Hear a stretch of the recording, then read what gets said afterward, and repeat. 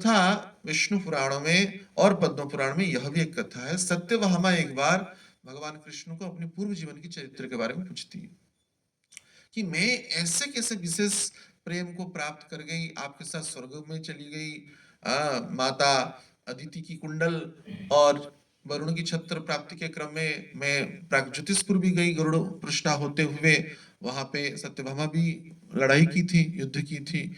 आप मुझे इतना प्रेम क्यों करते हैं, इसके पीछे रहस्य क्या, और मैं आपकी पत्नी कैसे बन गई। तब भगवान कृष्ण सत्यभामा को उसके पूर्व जीवन की चरित्र प्रदान करते हैं। पद्म पुराण में वर्णना है, यह वर्णना किया गया है। भगवान कृष्ण का स्वयं मुख वाक्य है कि तुम पूर्व जीवन में गुणवती नामक कन्या थी, तुम्हारे पिता का नाम था देव शर्मा, और तुम्हारे पिता ने तुम्हारा विवाह चंद्र शर्मा के साथ किया। इससे प्रमाणित होता है कि जो संसार में बोलबाला के साथ जीवन का संबंध होता है पति पत्नी का, पूरा झूठ है, बिल्कुल ऐसा होता नहीं। हाँ, कोई बोलता है रिश्ते तो स्वर्ग में होते हैं, ऐसा कुछ बोलता है, ऐसा कुछ नहीं, ये सब मोह माया का विषय वस्तु है।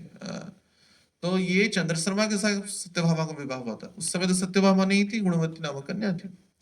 तो पुराना जमाना था, गरीबी थी। एक बार ससुर जी और जमाई जी मिल करके जंगल गए थे लकड़ी लाने के लिए, गरीबी थी। तो उस जंगल में क्या हुआ, एक राक्षस था, देखा ब्राह्मण है, और तो उनको खा गया, दोनों को खा गया।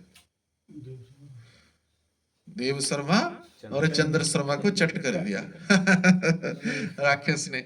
और संध्या वेला हो गया, रात्रि वेला हो गया, आए नहीं पति और पिताजी, बड़ी चिंतित रही यह कन्या।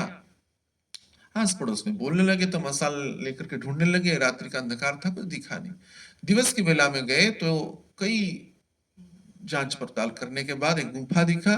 गुफा के सामने वो देव शर्मा का, सॉरी चंद्र शर्मा का जो, नहीं वो उसकी जो मस्तक का जो कुंचित केस था वो पड़ा हुआ था।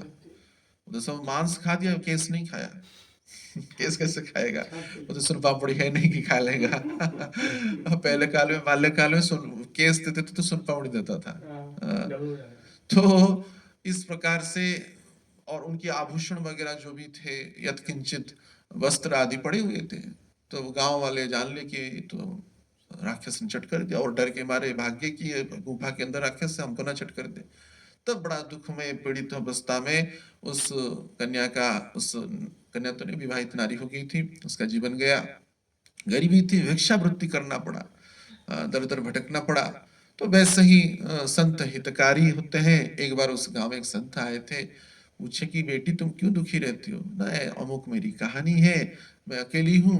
बोले कोई संसार में ना अकेला होता है, ना कोई किसी का पक्षधर होता है, भगवान ही हमेशा हमारे साथ थे, साधु ही हमारे साथ हमेशा थे, वो वे ही रहेंगे। ये सब सांसारिक आसक्ति, पति पुत्र पुत्री, ये सब अज्ञानता है।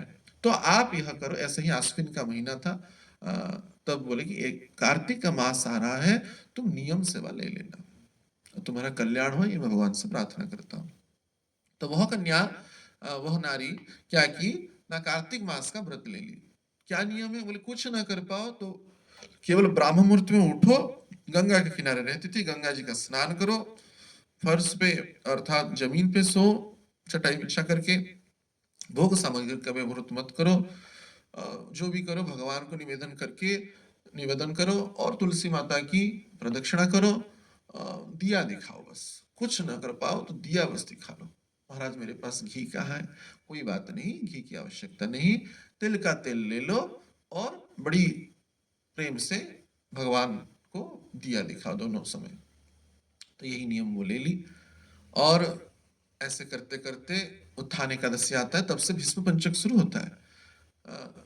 तो भीष्म पंचक से यह कठिन व्रत थोड़ा शुरू होता है, माने पंचगव्यों का सेवन के क्रम में उपवास रहता है। तो वही क्रम हुआ, प्रत्येक दिन गंगा में स्नान करते। भीष्म पंचक दिन, एकादशी के दिन बहुत तेज बुखार हो गया, सहन नहीं हो रहा था। आस पड़ोस के लोग बोले गंगा जल छिड़क लो, कोई बात नहीं, नियम बना रहेगा। बोले नहीं, गुरुजी ने बोला है कितना भी कठिनाई हो नियम तोड़ना नहीं है। तो उसने नियम तोड़ा नहीं और स्नान क्रम पद्धति चालू रखा।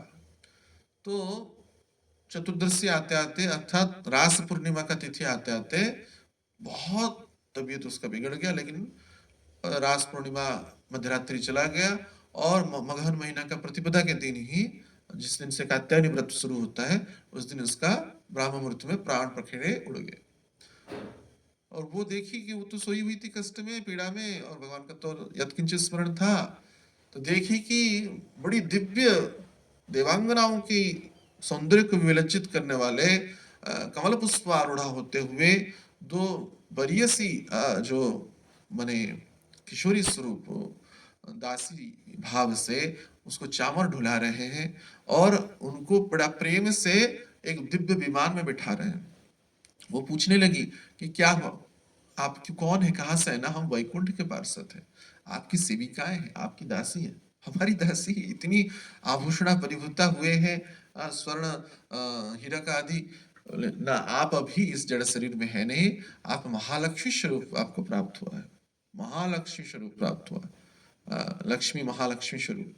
तो दिव्य द्वारका की वह अभिन्न लक्ष्मी स्वरूपा हो गई। तो कार्तिक, भगवान कृष्ण स्वयं सत्यभामा को यह कह रहे, तो भगवान कृष्ण कहे कार्तिक माह की यह पवित्र कृपा है, अर्थात राधा रानी की अत्यंत कृपा है, जिसके कारण तुम क्योंकि सत्यभामा का जो भाव ना राधा भाव जैसा ही है, लक्ष्मी होने के उपरांत भी उसमें मिश्रा माधुर्य रस था, तो मान अभिमान करती थी।